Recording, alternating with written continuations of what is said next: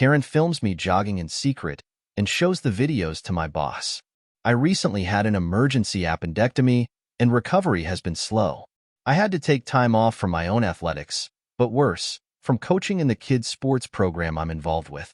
The experience made me step back and realize I had built my whole identity around being active and healthy, so the hit my physical abilities took as a result of being sick and the healing process has made me feel lost. I've been working to regain the joy I used to experience from exercise without constantly comparing myself to my past performance. The anxiety about not being able to do what I used to has made regaining those abilities difficult. It made me self-conscious about exercising in public spaces, but I was starting to finally get over it as friends convinced me the source of the concerns was all in my head. There's no way to get back to it other than training, so despite the anxiety, I started running again as soon as the doctors approved it. I went to the local track and just did a few slow laps each morning, building up speed every few days. I've only just been authorized to add some sprints and bodyweight strength training to the mix. Occasionally there were other people at the track, but I didn't really notice because I run with headphones on and try to zone out in these lighter sessions. But little did I know my friends were wrong. It was not all in my head. I was being watched, and more than that, I was being judged. My absolute catastrophe-level worst nightmare at this stage of building back my strength and speed. On Friday, I was setting up for practice at the kids program, and the head coach asked me into his office because a parent had a complaint. A parent I didn't know too well, Karen, was there, and he said she had specific complaints about me. The meeting almost didn't happen because of Karen's initial refusal to put on a mask required in our facilities for now, but eventually, her desire to tell on me for whatever she thought she had me on overrode her freedoms to infect everyone.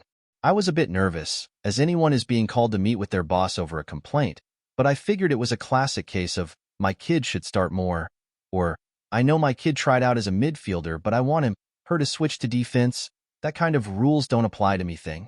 But instead, I sit down in the office, and Karen is playing my boss a video of me running on the track that she filmed from afar. It's surrounded by stadium-style risers.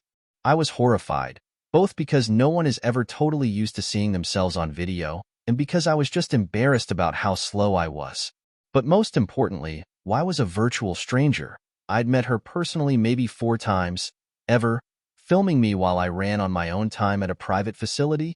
She then went on to explain that her 8-year-old son, one of the players on my squad, was lapping me in the video and insisting the coaches need to hold themselves to higher athletic standards than the young players if they want to prepare them for college teams. Again, her son is 8. Apparently, her son would sometimes be running on the track while her older child was practicing on a nearby field. I never noticed the kid is still relatively new, and I don't pay much attention to the other people on the track.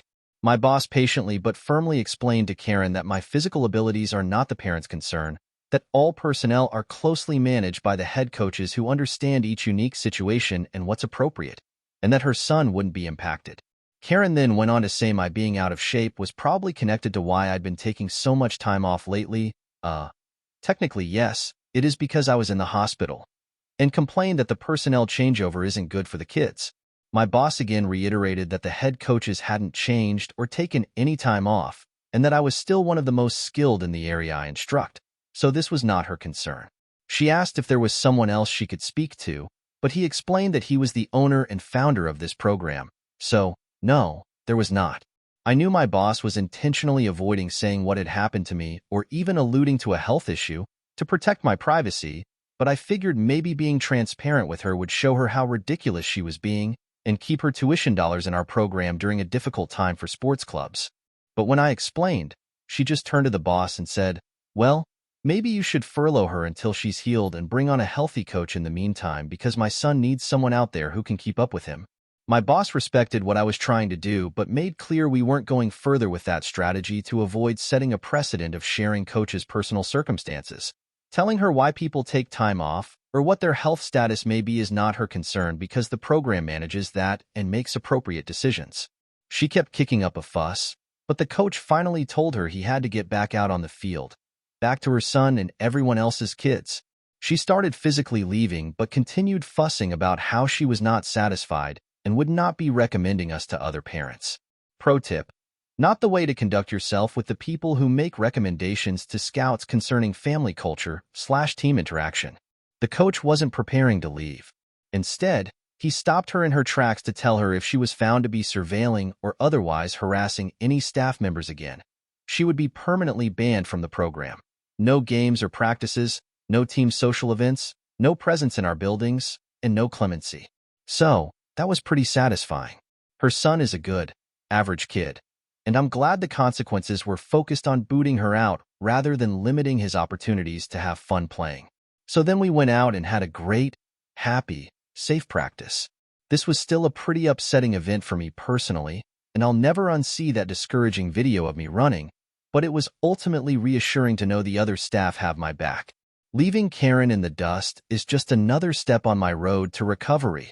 Edit. Reading comments between breaks from schoolwork, but the outpouring of support and commiseration has meant so much. Thank you all.